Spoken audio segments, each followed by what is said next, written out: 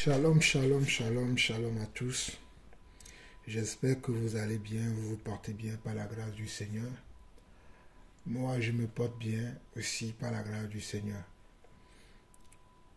Le Seigneur me permet de répondre à une question qu'un bien-aimé m'a posée.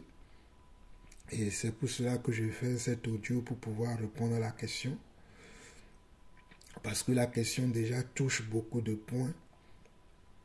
Et je me dis que peut-être d'autres personnes aussi sont dans la même pensée que ce frère qui m'a posé la question.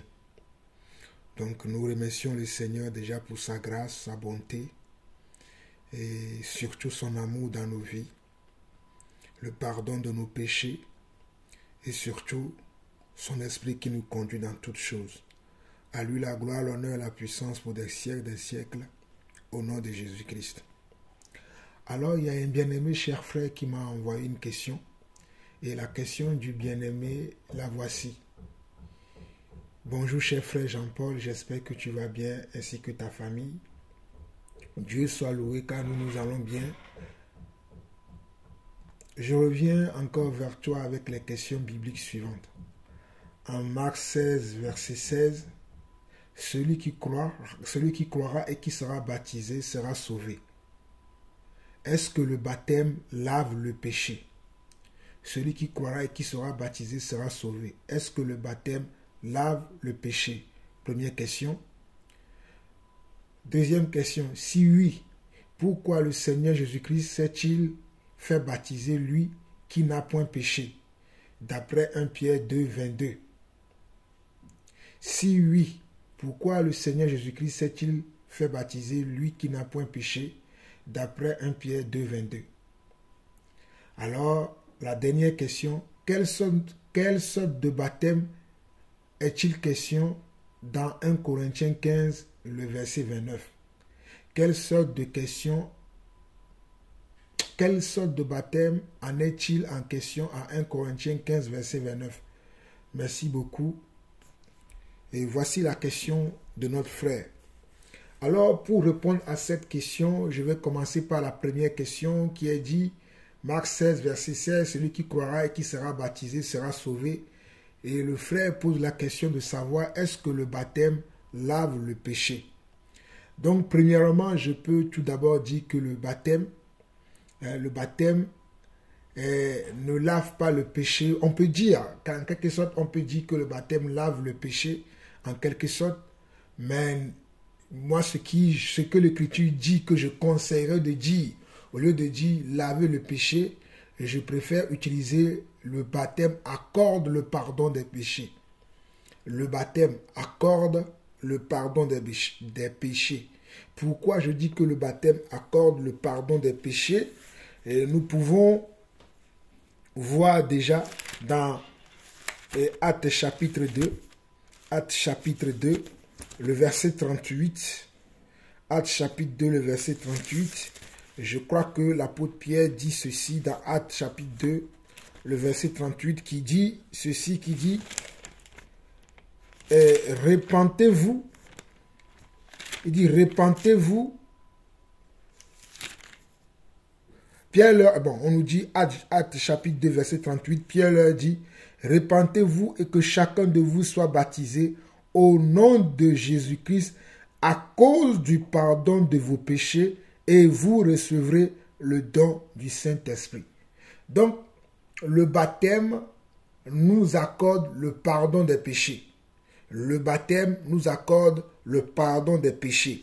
Et si nous revenons dans le passage que le frère a cité, qui est Marc 16, le verset 16, Marc 16, le verset 16 que le frère a donné, dans ce passage, on nous dit, Marc 16, le verset 16 dit, Marc 16, le verset 16 dit, celui qui croira et qui sera baptisé sera sauvé, mais celui qui ne croira pas sera condamné. Donc, nous savons, pour bien comprendre ce passage, on sait que celui qui a le péché en lui ne peut pas hériter le royaume de Dieu. Celui qui a le péché en lui ne peut pas hériter le royaume de Dieu. Pour hériter le royaume de Dieu, il ne faut pas avoir le péché en soi. Il faut se décharger du péché. il faut enlever le péché sur soi pour pouvoir acquérir le royaume des cieux, pour pouvoir rentrer dans la présence de Dieu, pour pouvoir être éternellement avec Dieu. Mais lorsque nous avons le péché encore en nous, nous ne pouvons pas rencontrer Dieu. Nous ne pouvons pas être avec Dieu. Voilà pourquoi ici dans Marc 16, verset 16, on dit « Celui qui croira ».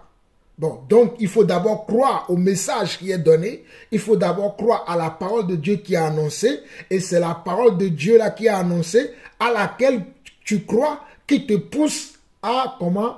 À t'engager dans le baptême. À t'engager dans le baptême. Et le baptême est synonyme de comment? Est synonyme d'un engagement extérieur. Parce que lorsque tu crois à la parole, tu crois dans ton cœur. Et les gens autour de toi ne peuvent pas voir ce auquel tu crois. Mais lorsque tu t'engages, dis que puisque j'ai cru, je veux me baptiser, c'est un engagement que tu prends. Et là, c'est un signe extérieur pour les gens de voir que tu as cru effectivement à la parole de Dieu et que tu veux te baptiser. Et le baptême est un signe extérieur de notre croyance, de notre foi. Et le baptême est également un engagement que nous faisons. Un engagement que nous faisons avec le Seigneur. Et dans cet engagement, nous disons au Seigneur que nous voulons marcher avec toi tous les jours de notre vie. Donc, selon Marc 16, le verset 16, ce n'est pas forcément le lavement des péchés que ce verset parle. C'est par contre le pardon des péchés et la foi en Dieu dont ce verset parle. Mais quelqu'un pourra le prendre comme si que ce passage lui parle du lavement de péché. Bon, ce n'est pas faux. Mais si nous voulons suivre les tests, ce que les tests disent ou ce que les apôtres ont dit, c'est que le baptême est le pardon des péchés. Le baptême est l'engagement d'une bonne conscience. Parce que si on dit que le pardon des péchés, on peut le comprendre aussi comme si tes péchés sont effacés. S'ils sont effacés, c'est comme si ils étaient lavés. Donc quelque part, c'est pour ça que j'ai dit que ce n'est pas faux. Mais comprenons que le baptême est une œuvre de foi. Le baptême est une œuvre de foi. Et lorsque je me baptise, lorsque je souhaite le baptême et que je veux être baptisé, c'est parce que j'ai d'abord écouté l'évangile. J'ai d'abord entendu la parole de Dieu. J'ai d'abord entendu la parole de Dieu, la parole de la vérité qui m'a touché. Parce que le Seigneur a dit dans Marc, le chapitre 16, le verset 15, il dit « Allez par tout le monde, prêchez la bonne nouvelle. » C'est-à-dire « Allez par tout le monde, annoncer la bonne nouvelle. Et ceux qui croiront et qui seront baptisés seront sauvés. » Donc c'est ça le verset 16. Ceux qui croiront et qui seront baptisés seront sauvés. Donc pour être sauvé, il faut croire à l'évangile.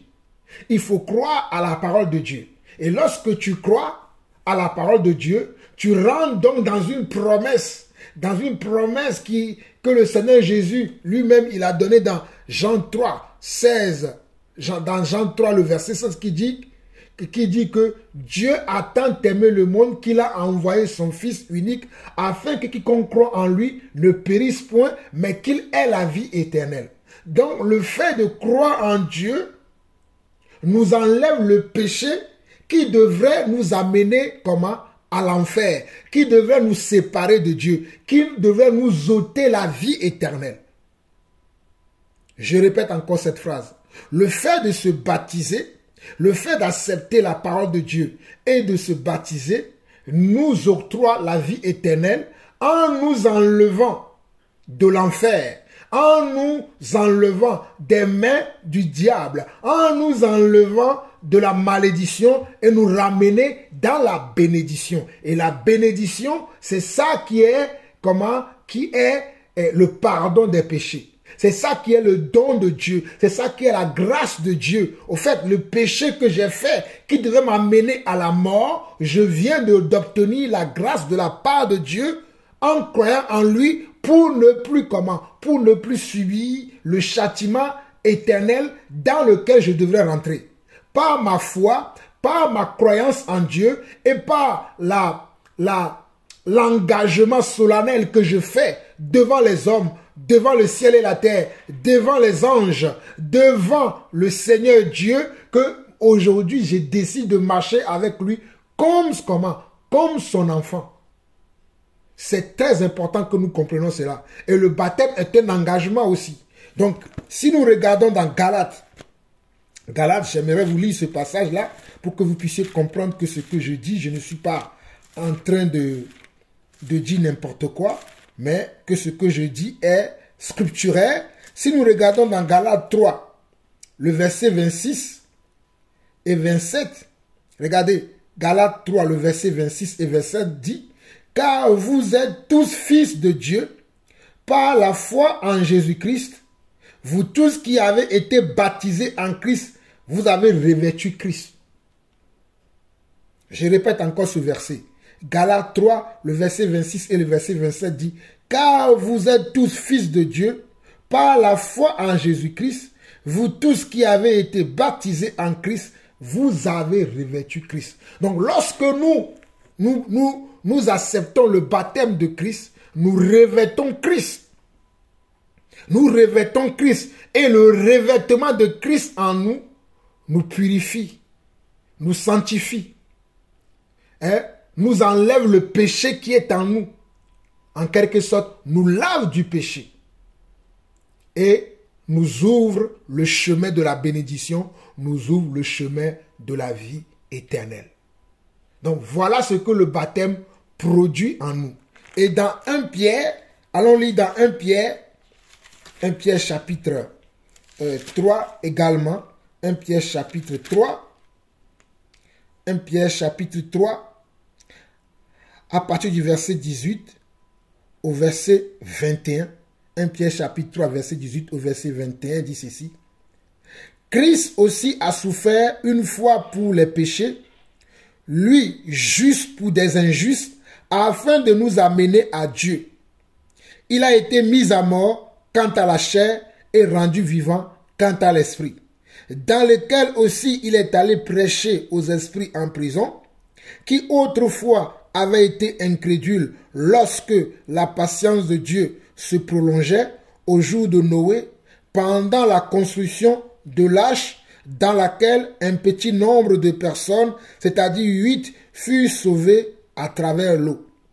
Cette eau était une figure du baptême qui n'est pas la... Regardez bien, verset 21 dit, cette eau était une figure du baptême qui n'est pas la purification des souillures du corps, mais l'engagement. Donc, on nous dit que l'eau du baptême représente aussi comment un engagement. Ce n'est pas la purification des souillures du corps. Quand tu rentres dans l'eau, par exemple, si quelqu'un rentre dans l'eau sans croire en Dieu, il n'est pas sauvé parce que l'eau n'est pas la purification de la souillure du corps, mais c'est l'engagement d'une bonne conscience envers Dieu et qui maintenant vous sauve, vous aussi, par la résurrection de Jésus-Christ. Donc le fait de rentrer dans l'eau du baptême, cela signifie que je m'engage à marcher dans une nouveauté de vie avec le Seigneur. Cela m'engage à honorer Dieu maintenant au travers de sa parole, à honorer Dieu maintenant au travers de son esprit. Donc je m'engage à marcher avec lui. Je m'engage à être fidèle avec lui. Voilà pourquoi Paul dira dans le livre des Actes, je crois, le passage, j'oublie un peu le passage, mais je ne veux pas m'attarder dessus. Paul dira que j'ai prêché la repentance et la pratique digne des œuvres de repentance. Paul dit qu'il a prêché la repentance et les œuvres dignes de la repentance. Et je crois que même Jean-Baptiste lui-même, dans Matthieu chapitre 3, lorsque les gens venaient vers lui pour avoir le baptême, il leur disait, produisez des fruits dignes de la repentance. Donc, le jour où je m'engage à me baptiser, c'est comme si je disais au Seigneur qu'aujourd'hui, je veux te donner ma vie et je veux accepter ta vie. C'est-à-dire, je veux accepter tes commandements, tes ordonnances, tes préceptes, tout pour ma vie. Je ne veux plus vivre pour moi-même, mais je veux vivre pour toi en fonction de comment? En fonction de tes commandements, en fonction de ta parole. Donc c'est aussi un engagement. Et un engagement d'une bonne conscience. Pas un engagement d'hypocrisie. Si tu es dans l'hypocrisie et que tu penses que le fait que tu vas te baptiser, tu vas être sauvé, tu te trompes. Parce que tu t'es basé sur quelque chose qui n'est pas selon les Écritures, qui n'est pas selon la volonté de Dieu. Tu te trompes toi-même. Donc il faut que tu aies une bonne conscience. Voilà pourquoi lorsque les gens venaient vers Jean-Baptiste leur dit, repentez-vous, race de vipères.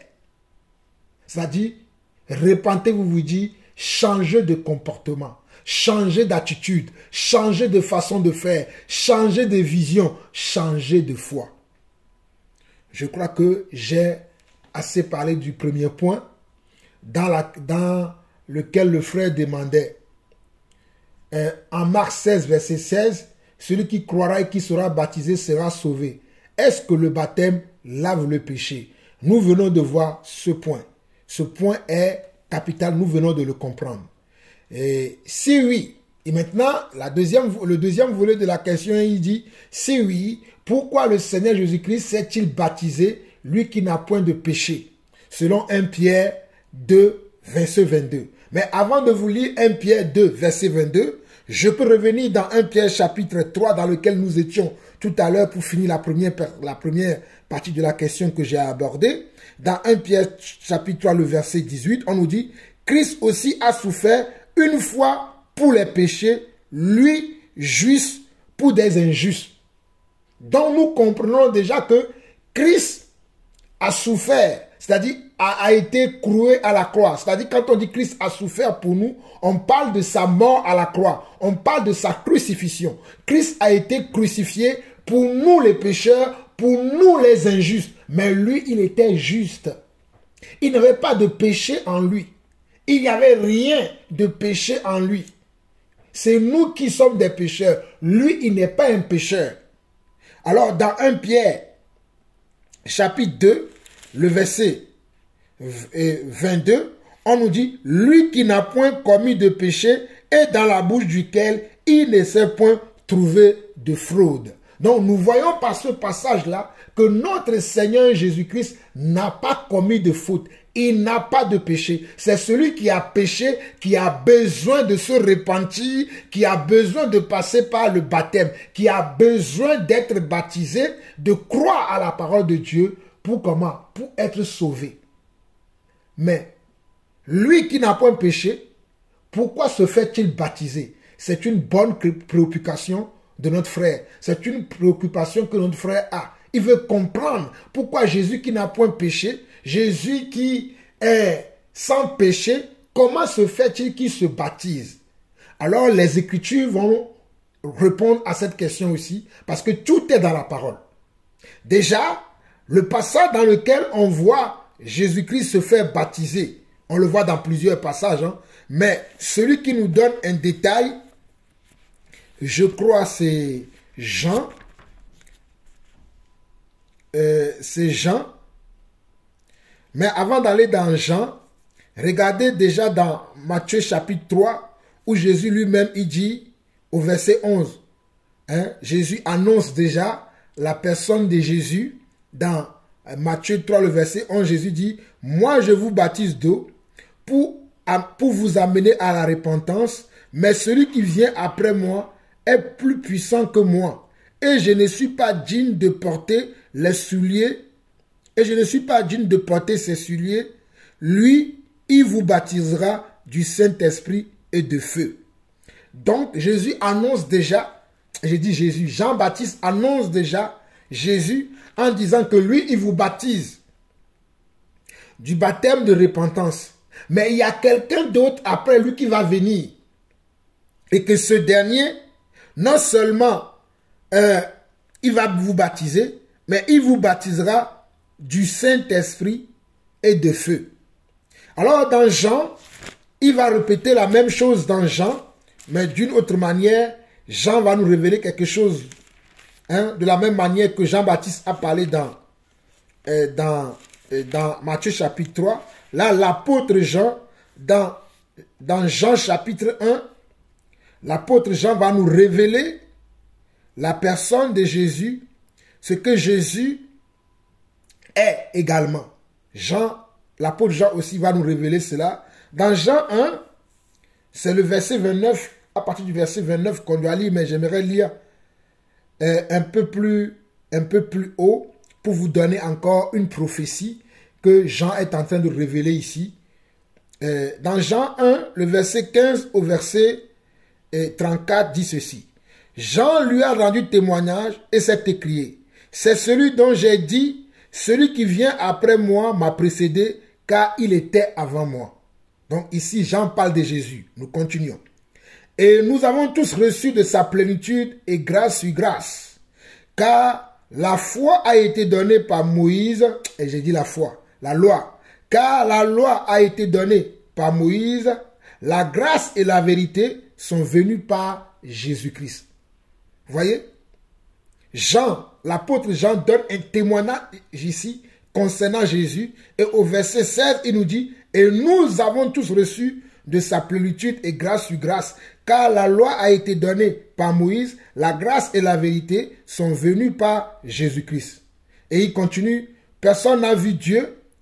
Dieu le Fils unique qui est dans le sein du Père est celui qui l'a fait connaître. » Voici le témoignage de Jean lorsque les Juifs envoyaient de Jérusalem les sacrificateurs et les Lévites pour lui demander, « Toi, qui es-tu » Donc, les Israéliens savaient qu'il y avait quelqu'un qui devait venir pour les racheter de leurs péchés, pour les racheter de leur ignominie, qui devait leur donner une facilité de vie, qui devait enlever les jougs, enlever les fardeaux qu'ils avaient dans leur vie.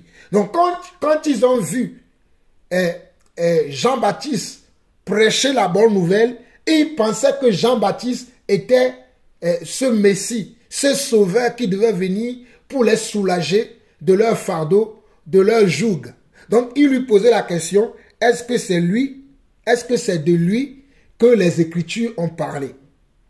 Alors au verset 20 de Jean 1, on nous dit, il déclara et sans restriction, il affirma qu'il n'était pas le Christ. Donc Jean-Baptiste a répondu aux gens que ce n'était pas lui qui était le Christ, c'est-à-dire le Sauveur. Il continue. Il lui demandait, quoi donc, es-tu Élie? Il lui dit, je ne le suis point. Es-tu le prophète? Et il répondit, non. Il lui dit alors, qui es-tu? Afin que nous donnions une réponse à ceux qui nous ont envoyés, Que dis-tu de toi-même? Donc, ils ont posé beaucoup de questions à Jean afin de savoir quelle était l'identité de Jean. Qui était Jean? Quel était son rôle? Quelle était sa mission? Quel était ce que lui, il était venu faire sur terre? Donc, il assénait beaucoup de questions à Jean afin de comprendre pourquoi Jean était là. Quel était son rôle? Alors Jean va leur répondre. Jean va leur répondre à partir du verset 23 et dit, « Moi, dit-il, je suis la voix de celui qui crie dans le désert pour aplanir le chemin du Seigneur, comme a dit Ésaïe le prophète. » Vous voyez, Jean va répondre à leur question en disant qu'il n'est pas lui le Messie, c'est-à-dire le Sauveur, il n'est pas le Christ, celui qui devait venir, mais qu'il est comment?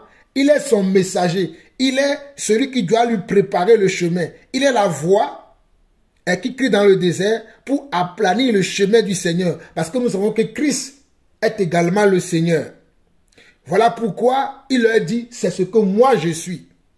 Alors on nous dit au verset 24, ceux qui avaient été envoyés étaient des pharisiens. Il lui posait encore cette question. Pourquoi donc baptises-tu si tu n'es pas le Christ, ni Élie, ni le prophète? Donc, il posait la question à Jean, si tu n'es pas le Christ, c'est-à-dire si tu n'es pas le Sauveur, pourquoi toi tu baptises les gens? Ah, ça c'est une question très intéressante. C'est une question très intéressante dans laquelle se cache une révélation.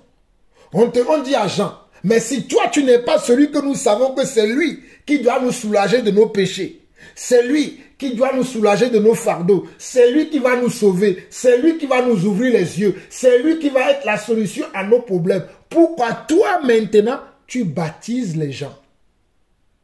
Pourquoi tu fais ce que lui doit faire? Pourquoi tu le remplaces? Regardez la réponse de Jean. Jean était un messager, un dévancier, un précédeur. Jean va leur répondre au verset 26. Jean leur répondit, moi je baptise d'eau, mais au milieu de vous, il y a quelqu'un que vous ne connaissez pas, qui vient après moi. Je ne suis pas digne de délier la courroie de ses souliers. Jean va leur dire la même chose qu'il disait depuis longtemps, que lui, il fait ces choses parce que c'est la mission qu'il a reçue de Dieu pour accomplir la parole de Dieu. Parce que ce que Jean dit ici, nous pouvons le voir également dans Ésaïe chapitre 40. Mais laissez-moi vous donner toute la révélation que Jean donne ici avant de vous lire Ésaïe 40, parce que Ésaïe 40 est l'accomplissement de ce que nous voyons Jean faire avec Jésus-Christ.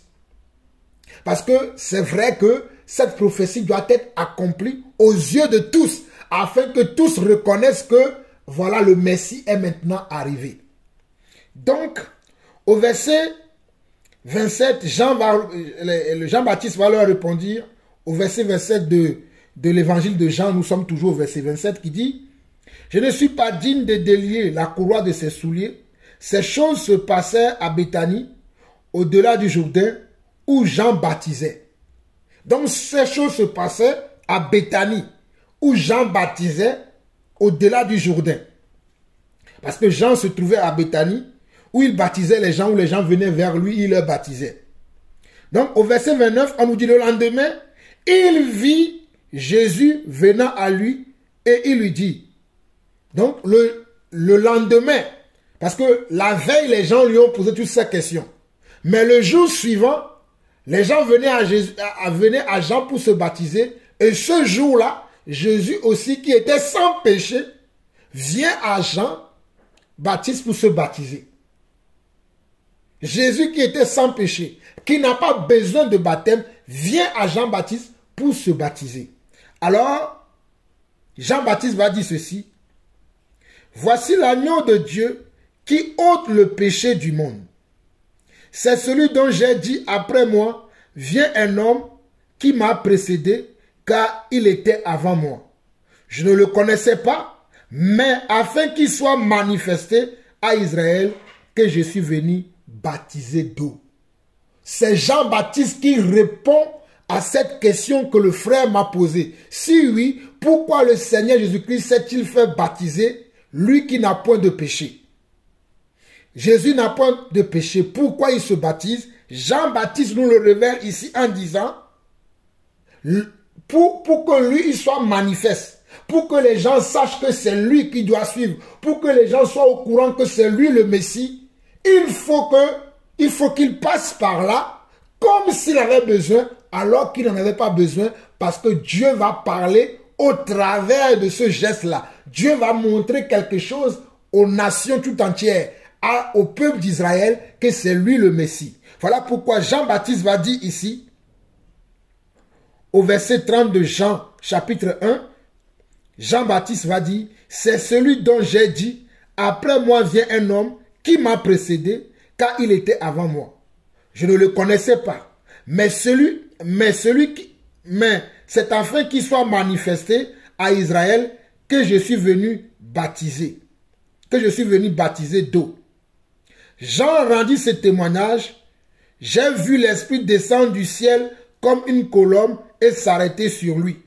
Je ne le connaissais pas, mais celui qui m'a envoyé baptiser d'eau m'a dit, celui sur qui tu verras descendre l'Esprit et s'arrêter, c'est celui qui baptise du Saint-Esprit, et j'ai vu et j'ai rendu témoignage qu'il est le Fils de Dieu.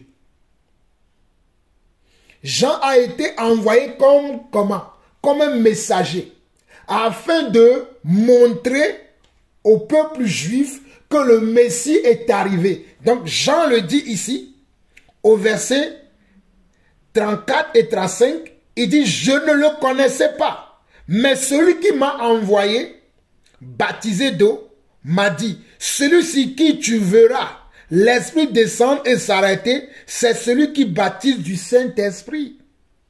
Et j'ai vu et j'ai rendu témoignage qu'il est le Fils de Dieu. Donc, Jésus n'avait pas péché. Mais pour que la prophétie que Dieu avait donnée à Jean le Baptiste puisse s'accomplir, il fallait que Jésus soit baptisé. Parce que c'est parce que le Jésus est venu au baptême qu'on a vu maintenant le ciel s'ouvrir. Et que Dieu a parlé et que Dieu a dit, celui-ci est comment? Nous allons le lire également. Parce que j'espère que vous comprenez. Donc ici, là, nous comprenons que Jean est en train de témoigner de la révélation que Dieu lui a donnée en l'envoyant aller prêcher la bonne nouvelle et en lui disant que les gens vont venir vers lui pour lui demander qui est ce monsieur. Hein? Les gens vont venir lui demander qui est-il. Mais lui, il doit savoir que il est juste comment? Le précédeur de l'agneau de Dieu, celui qui ôte le péché du monde. Et lorsque cet agneau de Dieu-là va arriver entre tes mains, tu le reconnaîtras parce que mon esprit descendra sur lui et tu sauras que c'est lui qui est le Messie, c'est lui qui est le Christ. Donc c'est pour que cette prophétie-là soit accomplie que Jésus est passé par les eaux du baptême. Ce n'est pas parce qu'il était comment? Ce n'est pas parce qu'il était dans le péché ou bien qu'il était un pécheur. Jésus était un homme sans péché. Il était juste, comme nous l'avons vu dans 1 Pierre 3, le verset 18 et 1 Pierre 2, le verset 22. Jésus était nickel, sans péché. Il n'avait aucune forme de péché en lui. Mais il fallait que cette écriture, cette révélation que Dieu avait donnée à Jean-Baptiste puisse s'accomplir. Voilà pourquoi Jésus est passé par les eaux du baptême pour l'accomplissement de Ésaïe 40. Pour l'accomplissement de la révélation que Dieu lui-même avait pris soin de donner à Jean-Baptiste, que un jour, il y aura un homme qui viendra comme tous les Israélites vers toi pour se faire baptiser. Mais celui sur qui tu verras descendre, comment mon esprit, celui-là est le Messie, celui-là est celui qui ôte le péché du monde. C'est celui-là. Voilà pourquoi Jean a dit, voici l'agneau de Dieu qui ôte le péché du monde, comme nous l'avons vu dans Jean 1, le verset 29. Parce que dans Jean 1, le verset 29, l'apôtre Jean, qui témoigne de ce que Jean-Baptiste a dit, le lendemain, il vit Jésus venant à lui et il dit, voici l'agneau de Dieu qui ôte le péché du monde. C'est celui dont j'ai dit, après moi vient un homme qui m'a précédé car il était avant moi. Je ne le connaissais pas, mais c'est afin qu'il soit manifesté à Israël que je suis venu baptiser d'eau. C'est afin que lui soit manifesté. C'est afin que lui, il soit reconnu que c'est lui qui est le Christ, que c'est lui qui est le Sauveur, que c'est lui qui est l'envoyé de Dieu véritable pour le pardon des péchés. Voilà pourquoi il continue en disant au verset 32, au verset 34, « Jean rendit ce témoignage. J'ai vu l'Esprit descendre du ciel comme une colombe et s'arrêter sur lui. Je ne le connaissais pas, mais celui qui m'a envoyé baptiser d'eau m'a dit, celui sur qui tu verras l'Esprit descendre et s'arrêter, c'est celui qui baptise du Saint-Esprit. Et j'ai vu et j'ai rendu témoignage qu'il est le Fils de Dieu. » Vous voyez? Donc Dieu lui avait dit, tu verras le Saint-Esprit descendre sur quelqu'un.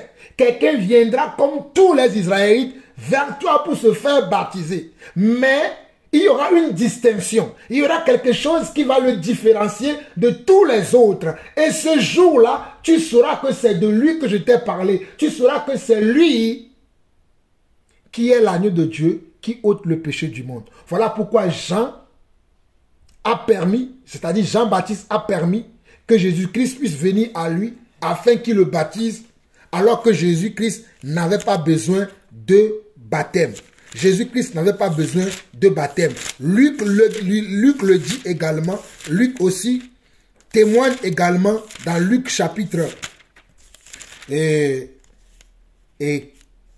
dans Luc chapitre 3, je crois, chapitre 3 ou chapitre 4.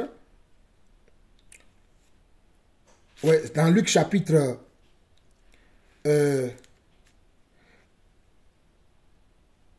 dans Luc chapitre 3, le verset 21 à 22, on nous dit que tout le peuple, Luc chapitre 3, le verset 21 au verset 22, on nous dit que tout le peuple se faisait baptiser. Jésus fut aussi baptisé et pendant qu'il, regardez, on dit tout le peuple se faisait baptiser, Jésus fut aussi baptisé et pendant qu'il priait, le ciel s'ouvrit. Le Saint-Esprit descendit sur lui sous une forme corporelle comme une colombe et une voix fit entendre du ciel ces paroles. Tu es mon fils bien-aimé, en toi j'ai mis toute mon affection. Regardez bien le verset 22 de Luc, chapitre 3, le verset 22 qui dit « Et le Saint-Esprit descendit sur lui sous une forme corporelle comme une colombe et une voix fit entendre du ciel ces paroles. Tu es mon fils bien-aimé, en toi j'ai mis toute mon affection. » Donc lorsque Jésus rentrait dans les eaux du baptême, comme tout le peuple venait à Jean-Baptiste pour se baptiser, le fait que le ciel fut ouvert et que le Saint-Esprit est descendu du ciel sur Jésus sous une forme de colombe. Le Saint-Esprit n'est pas une colombe, mais il est descendu sur Jésus sous la forme corporelle d'une colombe et que la voix de notre Seigneur Dieu s'est fait entendre en disant, la voix de notre Seigneur Dieu s'est fait entendre en disant, celui-ci est mon fils en qui j'ai mis toute mon affection. Donc, c'est cette révélation que Jean-Baptiste a donnée dans Jean 1, le verset 22 au verset 34 que nous avons lu tout à l'heure. Et je vous disais que cela est l'accomplissement de la prophétie d'Ésaïe chapitre 40. Ésaïe chapitre 40, nous allons le lire rapidement, Ésaïe chapitre 40, le verset 1, le verset 1 au verset 15 rapidement, Ésaïe chapitre 40, le verset 1 au verset 40 rapidement qui dit ceci, le verset 1 au verset 15, j'ai dit, Consolez, consolez mon peuple, dit votre Dieu. Parlez au cœur de Jérusalem et criez-lui, que sa servitude est finie, que son iniquité est expiée, qu'elle a reçu de la main de l'Éternel au double de tous ses péchés. Verset 3, une voix crie, préparez au désert le chemin de l'Éternel, aplanissez dans les lieux arides une route pour notre Dieu, que toute vallée soit exaucée, que toute montagne et toute colline soient abaissées, que les coteaux se changent en plaine et les défilés étroits en vallons, alors la gloire de l'Éternel sera révélée. Regardez bien le verset 5. Alors la gloire de l'Éternel sera révélée et au même instant, toute chair la verra, car la bouche de l'Éternel a parlé. Donc la gloire de l'Éternel qui devait être révélée, c'est ce qui s'est passé lorsque Jésus-Christ est allé vers Jean-Baptiste. Il fallait qu'il aille vers Jean-Baptiste pour que la gloire de l'Éternel soit révélée. Il fallait que Jésus-Christ aille vers Jean-Baptiste pour son baptême, lui qui n'a pas besoin de baptême. Pourquoi? Pour que la gloire de Dieu soit révélée, pour que Dieu puisse montrer sa gloire, pour que Dieu puisse parler ce jour-là en disant, celui-ci est mon fils en qui j'ai mis toute mon affection, pour que Jean lui-même puisse dire également, voici l'agneau de Dieu qui ôte le péché du monde. C'est pour l'accomplissement de cette prophétie-là que Jésus-Christ est allé vers Jean-Baptiste. Ce n'est pas qu'il avait péché, mais il fallait que l'Écriture s'accomplisse. Il fallait que l'Écriture s'accomplisse. Voilà pourquoi Jean-Baptiste continuait en disant, au verset 6 de Ésaïe 40, une voix dit, crie, Et il répond, que crierai-je? Hein, vous voyez, que crierai-je? Toute chair est comme l'herbe et tout son éclat comme la fleur des champs. L'herbe sèche, la fleur tombe, quand le vent de l'Éternel souffle dessus. Certainement le peuple est comme l'herbe. L'herbe sèche, la fleur tombe. Mais la parole de notre Dieu subsiste éternellement. Subsiste éternellement. Monte sur une montagne, Sion, pour publier la bonne nouvelle. Élève avec force ta voix, Jérusalem, pour publier la bonne nouvelle. Élève ta voix, ne crains point. Dis aux villes de Juda, voici votre Dieu, voici le Seigneur, l'Éternel vient avec puissance et de son bras il commande. Voici le salaire est avec lui et les rétributions le précèdent. Comme un berger, il paîtra son troupeau. Il prendra les agneaux dans ses bras et les portera dans son sein. Il conduira les brebis qui allaitent, qui a mesuré les eaux dans les creux de sa main, pris les dimensions des cieux avec la paume et ramassé la poussière de la terre dans un tiers de mesure, qui a pesé les montagnes au crochet et les collines à la balance, qui a sondé, regardez bien le verset 13 au verset 14 qui dit, qui a sondé l'Esprit de l'Éternel et qui l'a éclairé de ses conseils. Avec qui a-t-il délibéré pour en recevoir de l'instruction?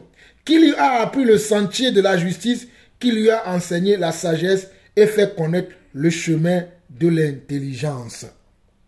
Donc, cette prophétie d'Ésaïe 40 devait s'accomplir. Voilà pourquoi Jean l'a précédé en annonçant la bonne nouvelle, en prêchant l'évangile jusqu'à ce que le Messie, jusqu'à ce que le Christ, jusqu'à ce que l'agneau de Dieu soit révélé aux yeux du monde. Lorsque la colombe est descendue sur lui, Dieu va parler au-dessus des cieux en disant, celui-ci est mon fils en qui j'ai mis toute mon affection. Donc c'est pour que cette prophétie-là soit accomplie que Jésus est allé vers Jean-Baptiste. Jésus n'a pas commis de péché. L'Écriture le dit. Nous le voyons dans 1 Pierre 2, le verset 22, et nous le voyons bien également dans 1 Pierre 3, le verset 18. Il y a encore plusieurs autres passages, mais pour ne pas trop parler, nous devons comprendre cela. Donc la question du frère de comprendre en disant, si oui, pourquoi le Seigneur Jésus-Christ s'est-il baptisé, lui qui n'a point péché? Nous venons de la répondre aussi. En d'autres termes, le fait que Jésus soit allé également vers Jean-Baptiste est une forme de comment? D'humilité aussi. Hein? Il s'est humilié lui-même. Voilà pourquoi la Bible nous dit également dans le livre de, vous le connaissez bien, dans le livre de Philippiens chapitre 2, que lui qui n'a point commis de péché, lui qui est Dieu, il s'est humilié lui-même jusqu'à la mort de la croix. Donc Jésus, le fait d'aller aussi vers Jean-Baptiste, c'est une forme d'humilité. Il voulait s'humilier. Il voulait montrer qu'il est également humble, qu'il est également quelqu'un que nous devons suivre, quelqu'un que nous devons imiter. Donc il n'avait pas péché. Donc c'est pour nous qu'il avait adopté ce comportement afin que nous aussi, nous puissions adopter ce comportement-là. Donc c'est pour nous qu'il a adopté ce comportement afin que nous aussi, nous puissions adopter ce comportement. Sinon en lui, il n'y a point de péché. Il n'a jamais commis de péché. Lui, dans la bouche duquel il ne s'est jamais trouvé de fraude. Lui, juste pour nous les injustes. Donc c'est pour nous les injustes que Jésus est mort à la croix. C'est pour nous également qu'il est parti vers Jean-Baptiste afin que nous puissions le reconnaître. Afin que nous puissions savoir que c'est lui le Messie. Que quelqu'un d'autre ne vienne pas nous tromper. Que quelqu'un d'autre ne vienne pas nous bluffer. Que quelqu'un d'autre ne vienne pas nous amadouer. Que quelqu'un d'autre ne vienne pas nous séduire. Mais pour que nous puissions entendre la voix venant du Père. Que c'est lui qui est comment? Mon fils bien-aimé, en qui j'ai mis toute mon affection. Que c'est lui qui est l'agneau de Dieu qui ôte le péché du monde. Voilà pourquoi Jean-Baptiste a témoigné de ce qu'il avait reçu du Père avant de commencer la mission, de ce qu'il avait reçu du Père avant de dévancer Jésus. Voilà pourquoi Jean-Baptiste a parlé de ça. Il a parlé de ça afin d'élever comment? D'élever tous les soupçons. Hein? D'enlever tous les soupçons. Que quelqu'un d'autre ne vienne pas dire que c'est moi. Que quelqu'un d'autre ne se trompe pas. Vous voyez?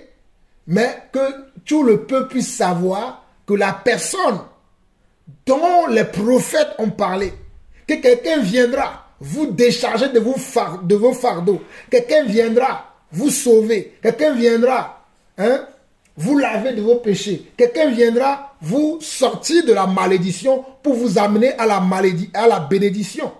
Comme nous l'avons vu dans Galates 3.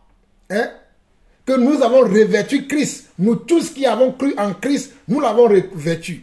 Et nous avons vu également dans Acte 2, le verset 38, que nous qui croyons en Christ, le fait de se baptiser, c'est une forme de comment? C'est une forme de comment? C'est une forme de repentance. Nous nous repentons pour nos péchés et nous recevons également le pardon de nos péchés par cet acte-là, le fait d'aller se baptiser. Mais lui, il n'a point péché. Donc, il n'a pas besoin de se baptiser. Mais il est allé vers Jean pour l'accomplissement d'Ésaïe 40. Il est allé vers Jean afin que Jean-Baptiste puisse le montrer au peuple que ce n'est pas lui. Puisque les gens pensaient que c'était lui. Puisque les gens venaient lui poser la question de savoir pourquoi tu fais ceci, pourquoi tu fais cela, pourquoi tu es là tous les jours et prêches. C'est toi le Messie. Non, il fallait que le Messie vienne jusqu'à lui afin que Jean-Baptiste puisse le montrer maintenant au peuple que ce n'est pas lui. C'est pour cela que Jésus est allé vers Jean-Baptiste. Mes bien-aimés chers frères et sœurs à travers le monde, nous sommes en train de répondre à une question qui m'a été envoyée.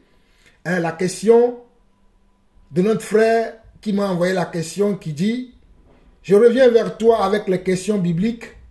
En Marc 16, le verset 16, celui qui croira et qui sera baptisé sera sauvé. Est-ce que le baptême lave le péché? » Nous l'avons répondu déjà. Si oui, pourquoi le Seigneur Jésus-Christ s'est-il baptisé, lui qui n'a point péché? Selon 1 Pierre 2, le verset 22, nous verrons de le répondre aussi. Et la dernière partie de sa question, il dit, quelle sorte de baptême en est-il question en 1 Corinthiens 15, le verset 29? Il dit, merci beaucoup.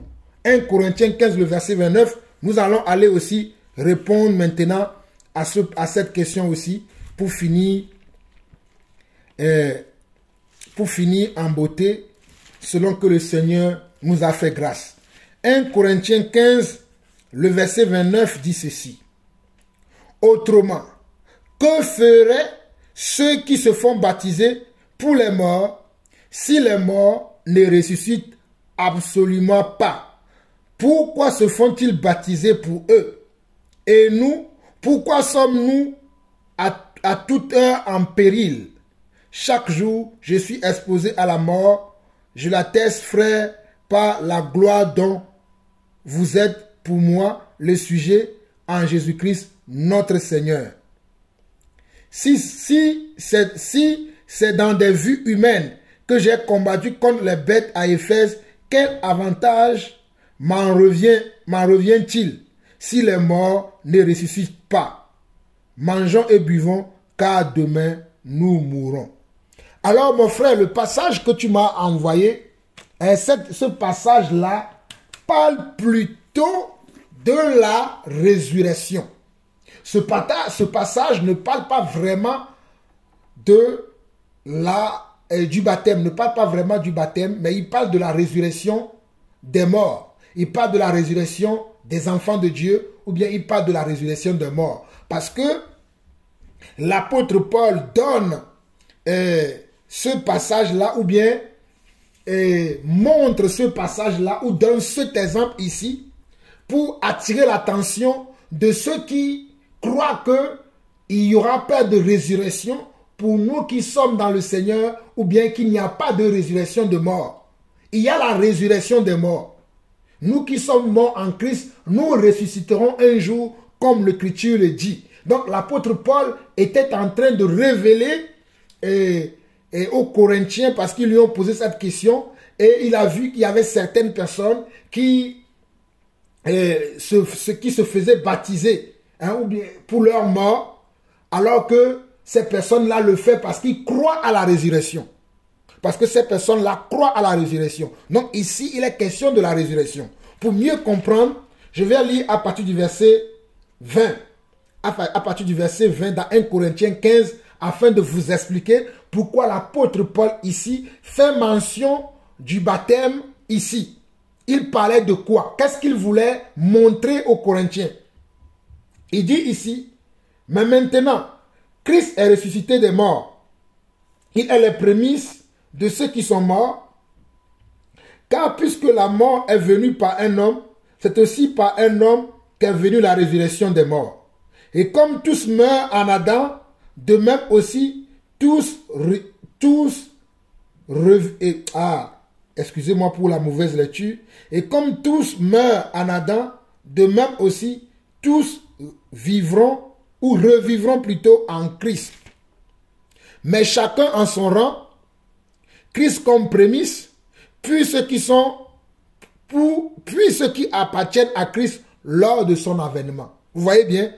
Il dit mais. Bon, je relis encore parce que ma lecture a été vraiment un peu maussade. Écoutez bien attentivement. Nous sommes dans 1 Corinthiens 15, nous lisons à partir du verset 20. Mais maintenant, Christ est ressuscité des morts. Il est les prémices de ceux qui sont morts. Car puisque la mort est venue par un homme, c'est aussi par un homme qu'est venue la résurrection des morts. La mort est venue par un homme. Cet homme-là est Adam. C'est Adam qui a fait que nous avons hérité de la mort. Mais nous héritons de la résurrection par un autre homme, c'est-à-dire le second Adam qui est Jésus-Christ. Alors on nous dit au verset 21, car puisque la mort est venue par un homme, c'est aussi par un homme qu'est venue la résurrection des morts. Verset 22. Et comme tous meurent en Adam, de même aussi, tous revivront en Christ. Mais chacun à son rang. Christ comme prémisse, puis ceux qui appartiennent à Christ lors de son avènement. Vous voyez? Mais chacun à son rang. Christ comme prémisse, puis ceux qui appartiennent à Christ lors de son avènement. Verset 24. Ensuite viendra la fin, quand il remettra le royaume à celui qui est Dieu le Père, après avoir réduit à l'impuissance toute domination, toute autorité et toute puissance. Car il faut qu'il règne jusqu'à ce qu'il a mis tous ses ennemis sous ses pieds. Le dernier ennemi qui sera réduit à l'impuissance, c'est la mort. Dieu, en effet, a tout mis sous ses pieds. Mais lorsqu'il dit que tout lui a été soumis, il est évident que celui qui lui a soumis toute chose est excepté. Et lorsque toutes choses lui auront été soumises, alors le Fils lui-même sera soumis à celui qui lui a soumis toutes choses, afin que Dieu soit tout en tous. Verset 29, que le frère a cité dans sa question. Autrement, que feraient ceux qui se font baptiser pour les morts? Vous voyez que ici, Paul ne parlait pas du baptême, il parlait de la résurrection. Mais à ce temps-là, il y avait certains croyants qui pensaient que le fait que quelqu'un de leur famille qui est décédé sans avoir accepté Christ, sans avoir cru en Christ, si eux, ils se baptisaient pour cette personne-là, la personne pourrait recevoir comment? La résurrection. La personne pouvait être ressuscitée. Et c'était une pratique qui se faisait à cette époque-là. Mais d'ailleurs, il y a certains qui le font encore de nos jours. Hein. Mais Paul citait cet exemple-là pour leur dire que si la résurrection n'existait pas, pourquoi les gens ont ce pratique-là chez eux? C'est-à-dire, la résurrection existe. Voilà pourquoi au verset 29, il dit, autrement, que feraient ceux qui se font baptiser pour les morts si les morts ne ressuscitent absolument pas? Pourquoi se font-ils baptiser pour eux? Pourquoi se font-ils baptiser pour eux? Parce que le baptême est le pardon des péchés pour que tu ne viennes point au jugement au dernier jour, mais pour que tu puisses passer des ténèbres, comment? À la lumière. Pour que tu puisses avoir le pardon de tes péchés, pour avoir accès comment au royaume de Dieu, pour pouvoir avoir accès à la présence de Dieu, pour pouvoir avoir accès comment dans le royaume des saints. Voilà pourquoi certains pensaient que s'ils se baptisaient pour les membres de leur famille, pour leurs frères, pour leurs sœurs, pour leurs parents qui sont morts sans avoir cru au Seigneur, quand ils vont se baptiser pour eux, eux aussi seront sauvés au dernier jour. Mais Paul ne confirme pas que cette doctrine-là est vraie. Mais Paul est en train de confirmer ici que pourquoi ces gens-là font ces choses si la résurrection n'existait pas. Si nous n'allons pas recevoir la résurrection, comme nous avons vu que Christ est ressuscité, nous aussi nous ressusciterons. Nous avons vu ici au verset 21 de 1 Corinthiens 15 qui dit « Car puisque la mort est venue par un homme, c'est aussi par un homme qu'est venue la résurrection des morts. Et comme tous meurent en Adam, de même aussi tous revivront en Christ. Mais chacun en son rang, Christ comme prémisse, puis ceux qui appartiennent à Christ lors de son avènement. » Donc, lors de l'avènement de Christ, nous ressusciterons, nous qui avons cru en lui, nous qui avons reçu le baptême de la repentance en Christ, le baptême du pardon des péchés en Christ, nous ressusciterons en lui si nous gardons comment notre vie sans tache, si nous gardons notre vie sans défaut, si nous gardons notre vie dans la foi, nous ressusciterons avec lui. Donc, dans 1 Corinthiens 15, le verset 29, Paul n'était pas en train de parler d'un autre baptême, car il y a un seul baptême d'après les Écritures, mais dans ce passage-là, Paul était en train de parler de la résurrection. Je crois que j'ai été assez clair, donc je vais vous montrer qu'il y a un seul baptême pour nous, les enfants de Dieu. Il n'y a pas plusieurs baptêmes, il y a un seul baptême. Donc dans Éphésiens 4, Éphésiens 4, le verset 4 au verset 6 nous dit « Il y a un seul corps et un seul esprit, comme aussi vous avez été appelés à une seule espérance par votre vocation. » Vous voyez, il y a un seul corps du Christ. Il n'y a pas plusieurs corps du Christ. Il y a un seul corps dont Jésus-Christ lui-même est la tête, dont Jésus-Christ lui-même est les prémices, comme nous l'avons vu tout à l'heure dans 1 Corinthiens 15. Donc, il y a un seul corps. Alléluia. Et il y a un seul comment? Il y a une seule espérance à laquelle nous croyons par notre vocation. Voilà pourquoi, dans Éphésiens 4, le verset 5, Paul confirme encore qu'il y a un seul Seigneur, une seule foi, un seul baptême. Vous voyez? Il y a un seul Seigneur. Il n'y a pas deux dieux. Il n'y a pas trois dieux. Il n'y a pas deux seigneurs. Il n'y a pas trois seigneurs, mais on a un seul Seigneur. Et on a une seule foi. Il y a, la foi que nous avons, c'est une seule foi. On n'a pas plusieurs foi. Il n'y a pas de foi différentes. L'un croit à tel autre prophète, l'autre croit à telle autre religion, l'autre croit à tel autre. Il y a une seule foi. Et cette foi-là, nous devons l'avoir en Christ. Et s'il y a une seule foi, il y a également comment? Il y a également un seul baptême. On se baptise une seule fois. On se baptise une seule fois. On prend le vrai baptême, par immersion, une seule fois. Pour comment?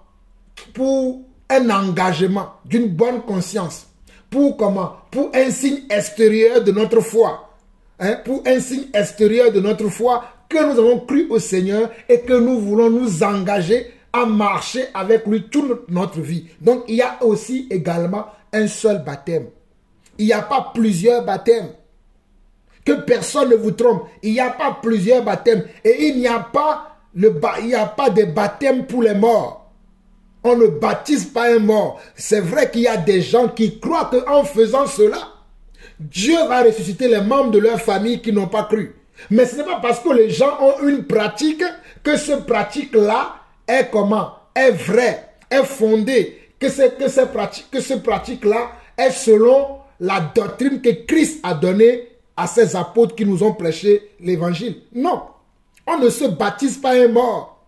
On ne se baptise pas pour quelqu'un qui n'est pas vivant. C'est quelqu'un qui est vivant, qui doit lui-même entendre la parole. Selon ce que nous avons vu dans la première partie des réponses que j'apporte à ce frère dans Marc 15, dans Marc 16 plutôt, Marc 16, le verset 15 à 16 qui dit allez prêcher la bonne nouvelle et celui qui croira, qui sera baptisé, qui sera sauvé. On n'a pas dit celui qui croit pour les morts de sa famille et qui se fait baptiser pour les morts de sa famille, les morts de sa famille ressusciteront. Non. La parole de Dieu ne dit pas ça.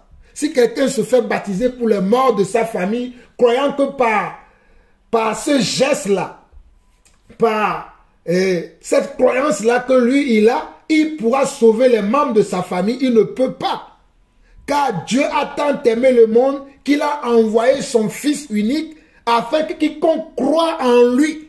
Donc il faut que la personne lui-même, de son vivant, il puisse croire en Christ pour être sauvé. De son vivant, la personne là doit croire en Christ pour être sauvée. Ce n'est pas parce que moi je prends un baptême pour un membre de ma famille que j'aime bien, que je veux voir au ciel, que je veux voir au paradis, que je veux voir dans le sein du Seigneur, que je veux voir avec Dieu, que je me fais baptiser pour la personne, que la personne sera avec Dieu. Il est bien vrai que cette pratique-là, certains le font encore de nos jours. Mais cela ne peut pas sauver les gens.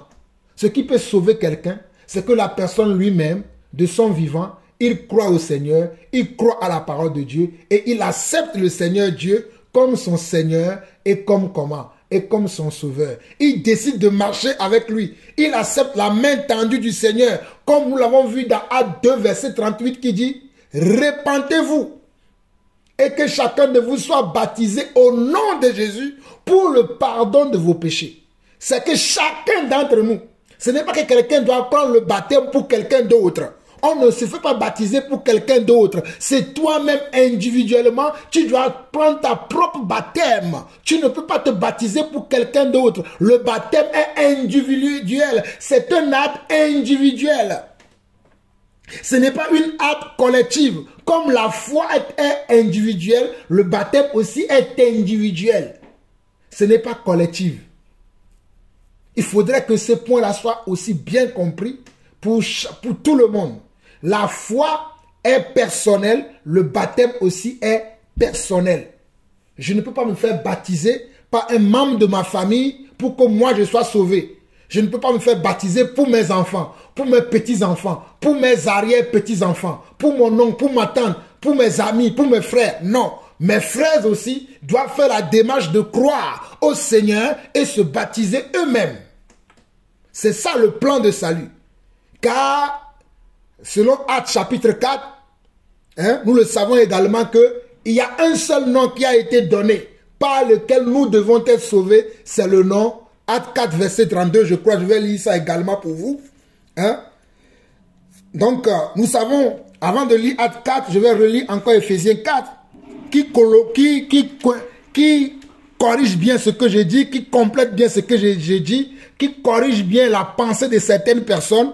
Dans Ephésiens 4, le verset 4 au verset 6, il est écrit, il y a un seul corps et un seul esprit, comme aussi vous avez été appelés à une seule espérance par votre vocation. Il y a un seul Seigneur, une seule foi, un seul baptême, un seul Dieu et Père de tous, qui est au-dessus de tous et parmi tous et en tous. Vous voyez, il y a aussi un seul Seigneur. Il y a aussi un seul Dieu et Père de tous, qui est au-dessus de tout et parmi tous et en tous. Donc nous savons d'après Actes 4, je disais tout à l'heure, j'ai cité un verset, dans Actes 4, je vais revenir après dans 1 Corinthiens et 15 pour vous confirmer encore. Actes 4, le verset 12 plutôt, j'ai dit verset 32 tout à l'heure, c'est Actes 4, verset 12 qui dit « Il n'y a de salut en aucun autre, car il n'y a sous le ciel aucun autre nom qui est donné parmi les hommes par lequel nous devions être sauvés. » Il n'y a de salut en aucun autre. Mon salut, je ne vais pas le trouver en quelqu'un d'autre. Parce que mon oncle s'est fait baptiser pour moi. Parce que ma tante s'est fait baptiser pour moi. Parce que mon fils, ma fille, ma soeur, mon frère, mon père, ma mère s'est fait baptiser pour moi. Ça n'existe pas. Il faut que toi-même tu te fasses baptisés. Voilà pourquoi il est écrit, il n'y a de salut en aucun autre, car il n'y a sous le ciel aucun autre nom qui a été donné parmi les hommes par lequel nous devions être sauvés. Donc nous les enfants de Dieu, nous serons sauvés par un seul nom, par une seule foi, car il y a une seule foi, il y a comment? Un seul baptême, et ce baptême-là, ou cette foi-là, c'est à moi individuellement de pouvoir faire cet acte de foi, d'aller vers Dieu et d'accepter ce baptême et d'accepter cette foi, et je serai sauvé. Mais ce n'est pas que mon frère le fera à ma place, ni ma soeur, ni mon ami, ni mon cousin, ni ma cousine, ni mon père, ni ma mère, ni mon pasteur. Même si ce dernier est un pasteur, est un apôtre, est un prophète, est un évangéliste, il ne peut pas me sauver parce qu'il s'est fait baptiser pour moi. Voilà pourquoi dans 1 Corinthiens 15, le verset 1 au verset 2, Paul dit ceci. Je vous rappelle, frères, l'évangile que je vous ai annoncé, que vous avez reçu, dans lequel vous avez persévéré. Écoutez bien, Paul dit, je vous rappelle, frères, l'évangile que je vous ai annoncé, que vous avez reçu, dans lequel vous avez persévéré, et par lequel vous êtes sauvés. Si vous le retenez dans les termes où je vous l'ai annoncé, autrement, vous croyez en vain. Donc, il y a des termes dans lesquels nous devons croire à l'évangile. Nous ne pouvons pas tout accepter. Nous ne devons pas croire à tout ce que les gens racontent. Nous devons accepter que le vrai évangile que Jésus-Christ lui-même a prêché et que ses serviteurs ont prêché et que ses apôtres, ses suiveurs, ses imitateurs aussi ont prêché selon les termes dans lesquels ils l'ont prêché. Voilà pourquoi le jour de la résurrection, beaucoup seront surpris. Voilà pourquoi le jour de l'enlèvement, beaucoup seront surpris. Je répète encore, voilà pourquoi beaucoup de gens seront surpris le jour de la résurrection, le jour du retour du Seigneur, le jour de l'enlèvement, beaucoup de gens seront surpris.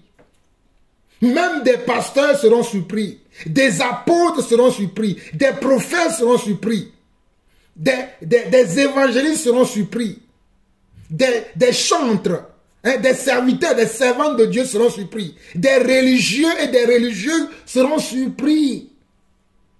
Car Paul dit, je répète encore, je vous rappelle, frères, l'évangile que je vous ai annoncé, que vous avez reçu. Donc, quel est l'évangile que tu as reçu? L'évangile où on t'a baptisé quand tu étais bébé, on ne baptise pas un bébé. On baptise quelqu'un qui est comment? Qui a une raison saine. Quelqu'un qui est conscient de l'acte qu'il commet. Est-ce qu'un bébé est-il conscient de l'acte qu'il commet? Non. Est-ce qu'un enfant de 5 ans est-il conscient de l'acte qu'il commet? Non. Il faut que l'enfant soit mature. Voilà pourquoi Jésus-Christ lui-même, il a atteint 12 ans avant de rentrer dans le temple et faire ce que le Seigneur Dieu avait donné aux Israélites de faire. Il a eu 12 ans d'abord. Aujourd'hui, de nos jours, vous connaissez les religions qui baptisent des enfants. On ne baptise pas un enfant. Voilà pourquoi ici il est dit, je vous rappelle, frères, l'évangile que je vous ai annoncé, que vous avez reçu, dans lequel vous avez persévéré, et par lequel vous êtes sauvés. Non, l'évangile que nous avons reçu, si cet évangile-là est la vérité, et que nous persévérons dans cet évangile-là, nous serons sauvés. Regardez bien, si vous le retenez dans les termes où je vous l'ai annoncé, autrement vous croyez en vain. Donc si vous ne gardez pas l'évangile dans les termes dans lesquels vous avez cru, si vous avez cru à un faux évangile, vous serez surpris le jour de l'enlèvement. Je répète ça encore pour vous, mes bien-aimés chers frères et sœurs à travers le monde. Avez-vous reçu le vrai évangile? Le vrai évangile qui sauve ou non l'évangile dilué? Ou non l'évangile où on t'a prêché, on dit crois au Seigneur Jésus, tu vas avoir des maisons, tu vas avoir des voitures. Ce n'est pas ce que les apôtres ont prêché. Les apôtres ont prêché, répentez-vous et que chacun de vous soit baptisé au nom de Jésus et vous recevrez le pardon de vos péchés. Et je répète la même chose. C'est la même chose que moi aussi je prêche. Je prêche la repentance à mes péchés. La repentance par rapport à mon attitude, par rapport à mon comportement. Je dois tourner le dos à à ma vie, à mon caractère, à mes pensées, à mes émotions, à mes sentiments et accepter maintenant la parole de Dieu comme une vérité absolue pour être sauvé. Je dois accepter la parole de Dieu comme une vérité absolue. Je dois accepter la parole de Dieu comme vérité. Car nous l'avons vu également, nous l'avons vu également aujourd'hui dans Jean 1. Nous avons vu que Jésus-Christ est comment? Est l'agneau de Dieu qui ôte le péché du monde. Et que nous avons vu que c'est lui qui est venu avec la grâce et la vérité. C'est ce Jésus-là qui est l'agneau de Dieu, qui est venu avec la grâce et la vérité. Et cette grâce et la vérité-là, quand la Bible dit qu'il est venu avec la grâce et la vérité, c'est que tu dois l'accepter. Que c'est lui qui est la grâce et la vérité. Tu n'acceptes pas une religion. Tu n'acceptes pas une congrégation. Tu n'acceptes pas une église. Tu n'acceptes pas un homme qui dit, moi c'est moi le chemin. Non, le chemin c'est Jésus, car Jésus a dit, je suis le chemin, la vérité et la vie. Jésus lui-même a dit ça dans Jean 14, le verset 6. Jean 14, verset 6, il a dit, je suis le chemin, la vérité et la vie. Donc, pour recevoir la vérité, pour recevoir la vie, c'est lui que tu dois suivre. Il a dit également dans Jean 14, il y a beaucoup de demeures dans la maison de mon Père. Je m'en vais vous préparer une place. Et lorsque j'aurai une place pour chacun d'entre vous, je reviendrai vous chercher afin que là où je suis, vous y soyez également. Donc aujourd'hui, Jésus est en train de préparer une place pour chacun d'entre nous. Qui croit au vrai évangile, qui accepte le vrai évangile. Voilà pourquoi il n'est pas encore revenu, mais il va revenir très bientôt. Il est en train de parler à chacun d'entre nous aujourd'hui, afin que nous acceptions le vrai évangile et non de croire à la religion, car la religion ne sauve pas. Mais la foi au vrai évangile sauve. Donc dans 1 Corinthiens 15, le verset 1 au verset et 2, et la suite, je vais lire, je vais m'arrêter là. Il dit, je vous rappelle, frères, l'évangile que je vous ai annoncé, que vous avez reçu, dans lequel vous avez persévéré, et par lequel vous êtes sauvés. Si vous le retenez dans les termes où je vous l'ai annoncé autrement, vous recrue en vain. J'ai été assez clair là-dessus. J'espère que vous ne vous trompez pas. Pas des raisonnements, pas des rêveries, comme ces gens-là qui se font baptiser pour les membres de leur famille, croyant que par ce baptême-là, ils seront capables de sauver quelqu'un. Est-ce que vous êtes sans faute, vous? Celui qui est sans faute, c'est Jésus. C'est l'agneau de Dieu qui ôte le péché du monde. Moi, je ne suis pas sans faute. Alors, je fais confiance à celui qui est sans faute. Le verset 3, il dit, je vous ai annoncé avant tout, comme je l'avais aussi reçu, que Christ est mort pour nos péchés selon les Écritures. Christ est mort pour les péchés de chacun d'entre nous selon les Écritures. Voilà pourquoi je vous parle également des Écritures. Je ne parle pas de moi-même, je parle de ce qui est écrit. Il a été enseveli et il est ressuscité le troisième jour selon les Écritures. Vous avez vu? Il est ressuscité le troisième jour selon les Écritures. Il est apparu à Céphas, puis aux 12. Ensuite, il est apparu à plus de 500 frères à la fois, dont la plupart sont encore vivants et dont quelques-uns sont morts. Ensuite, il est apparu à Jacques, puis à tous les autres apôtres. Après eux, il m'est aussi apparu à moi comme à l'avorton. Car je suis le moindre des apôtres, je ne suis pas digne d'être appelé apôtre parce que j'ai persécuté l'église de Dieu. Le verset 10 où je m'arrête. Par la grâce de Dieu, je suis ce que je suis et sa grâce envers moi n'a pas été vaine. Loin de là, j'ai travaillé plus que tous. Non pas moi toutefois, mais la grâce de Dieu qui est avec moi. Donc nous avons besoin de la grâce de Dieu. Et la grâce de Dieu, c'est Jésus-Christ. La grâce de Dieu, ce n'est pas une religion. La grâce de Dieu, ce n'est pas un pasteur. La grâce de Dieu, ce n'est pas un homme. La grâce de Dieu, ce n'est pas une femme. La grâce de Dieu, ce n'est pas quelqu'un d'autre. La grâce de Dieu, ce n'est pas une culture. La grâce de Dieu, ce n'est pas une mentalité. Mais la grâce de Dieu, c'est la parole de Dieu. La grâce de Dieu, c'est Jésus-Christ. La grâce de Dieu, c'est l'homme de Galilée. La grâce de Dieu, c'est celui qui dit que moi, je suis le chemin, la vérité et la vie. Alors, mes chers frères et sœurs, nous sommes arrivés à la fin de cette question que le frère m'a posée et que le Seigneur m'a permis d'aborder cela avec vous tous afin que vous soyez éclairés. Donc nous saluons notre frère David du côté de Cameroun. Que le Seigneur te bénisse, mon frère David Watching. Toi qui m'as salué fraternellement encore en ce jour et qui m'a demandé comment va ma famille et notre adoration. Nous allons bien. Notre adoration aussi va bien par la grâce du Seigneur. Nous le louons chaque jour car sa grâce envers nous n'est pas vain. Son amour envers nous n'est pas vain et sa grâce dans nos vies ne sera jamais vain. Sois béni, mon frère. J'ai essayé de répondre à cette question selon que Dieu m'a fait grâce aujourd'hui. Soyez bénis, vous toutes mes frères et sœurs qui nous suivez aussi à travers le monde. Vous avez écouté votre frère, le serviteur, l'apôtre Jean-Paul Lawson. Shalom.